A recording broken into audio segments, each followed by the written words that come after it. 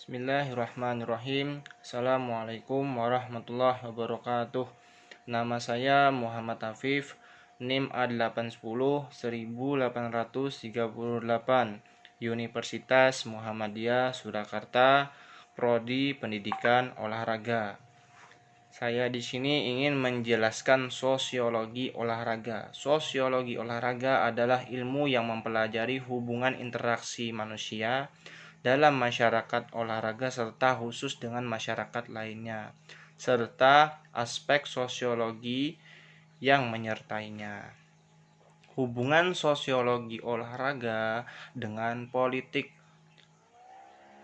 Pertalian antara olahraga dengan politik lebih difokuskan kepada sepak bola, dengan menitik beratkan pada politik, yang artinya sepak bola bukan sekedar olahraga, melainkan telah lama menjadi alat politik sekaligus inspirasi dan pembelajaran dalam berpolitik.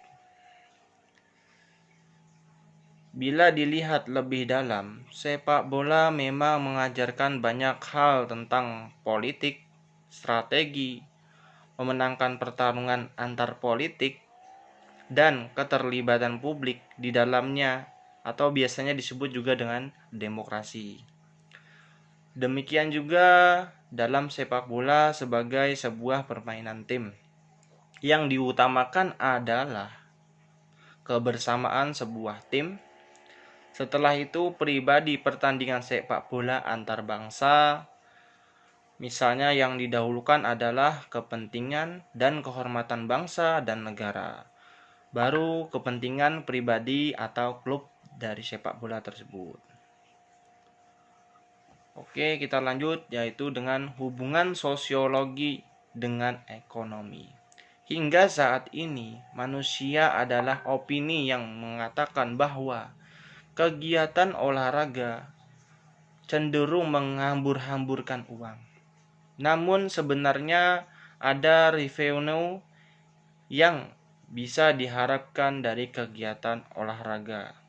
Contoh ketika negara atau daerah yang menyelenggarakan sebuah event olahraga, mungkin sekali banyaknya dana yang digunakan untuk membiayai, tetapi sangat boleh jadi kegiatan olahraga juga mampu mendorong tubuhnya, ekonomi, dan bahkan mendatangkan keuntungan seperti Olimpiade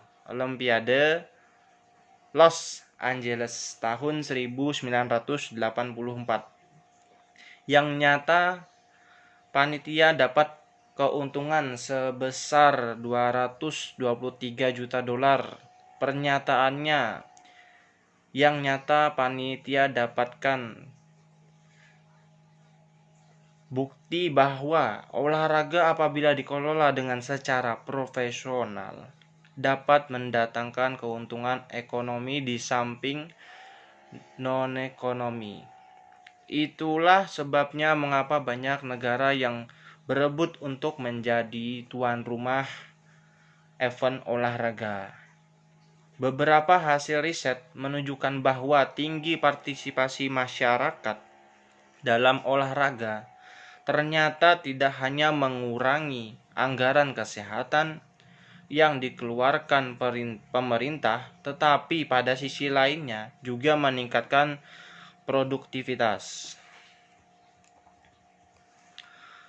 Pergeseran nilai-nilai olahraga dari masa ke masa bisa dilihat melalui Olimpiade, di mana kegiatan dilakukan ajang olahraga internasional 4 tahun yang dipertandingkan cabang olahraga musim panas dan musim dingin, serta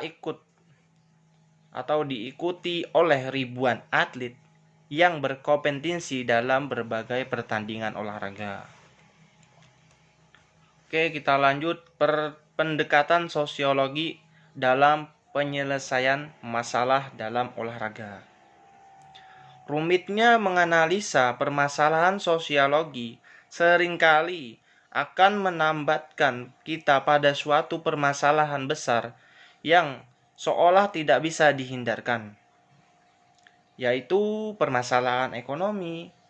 Tak bisa disangkal atau dipungkiri bahwa kemenangan kapitalisme global telah menempatkan semua ini kehidupan bermasyarakat pada satu poros besar yang sangat membutuhkan ekonomi.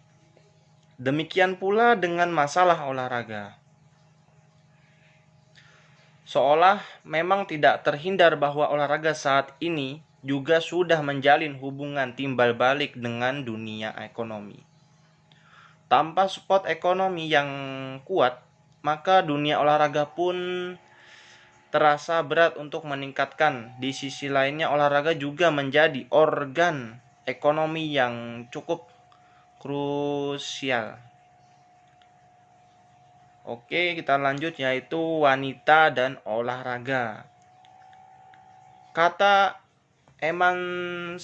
emansipasi sudah sangat sering didengar, namun pada kenyataannya perdebatan mengenai eksistensi perempuan masih diperdebatkan.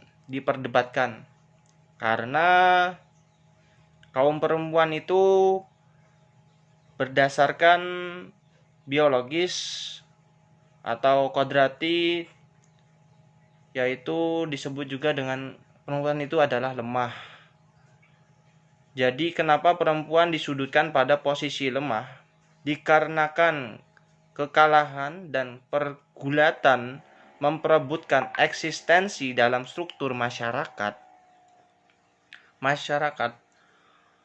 oleh kaum laki-laki. Untuk itu perlu perjuangan yang lebih serius untuk bisa merubah. Sementara itu, di dalam dunia olahraga, pembagian peran antara laki-laki dan perempuan bisa disamakan. Hal ini masih menjadi perbincangan antara